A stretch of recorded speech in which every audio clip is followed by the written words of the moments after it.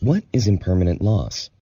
Impermanent loss occurs when you provide liquidity to a liquidity pool and the price of your deposited assets change compared to when you deposited them. The larger the change, the bigger the exposure to impermanent loss. Impermanent loss is reversible if the assets return to the original price levels. If the funds are removed from the liquidity pool before they revert to their original price levels, the impermanent loss is realized and becomes permanent. Why does impermanent loss occur? A liquidity pool determines the price of its assets from the assets ratio in the pool. Unlike the traditional exchange, there is no order book to determine the assets' prices. Let's look at an example of Alice providing DAI and ETH to a liquidity pool. Suppose that each ETH is $100 and each DAI is $1. Alice deposits 1 ETH and 100 DAI into a liquidity pool, so the total value of her deposit is $200.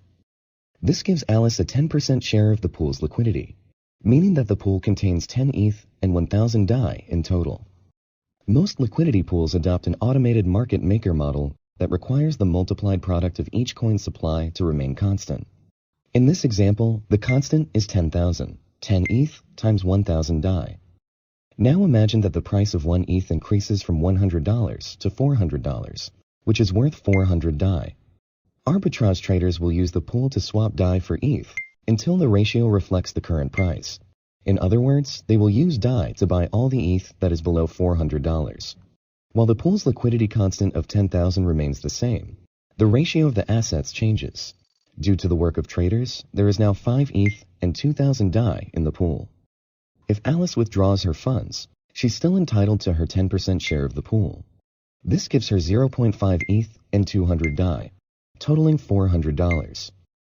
Since Alice's initial deposit was worth $200, she made some nice profits. However, if Alice had not provided liquidity to the pool and simply held her 1 ETH and 100 DAI, she would have a total value of $500 instead of $400. In this example, Alice ended up losing on potential profits, so the impermanent loss wasn't that significant. But be careful, impermanent loss can lead to big losses, including a great portion of the initial deposit. Also, note that this example didn't take into account any possible fees gained. Sometimes the earnings generated by providing liquidity are able to compensate for the losses. Managing impermanent loss risk.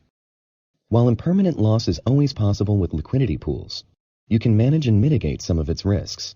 Investing in liquidity pools with stablecoin pairs is one possible strategy because the volatility of these coins is low by design. A yield aggregator that reinvests your fees and profits can also reduce the impact of impermanent loss. Nevertheless, it's important to realize that impermanent loss happens no matter which direction the price changes. The only thing impermanent loss cares about is the price ratio relative to the time of deposit.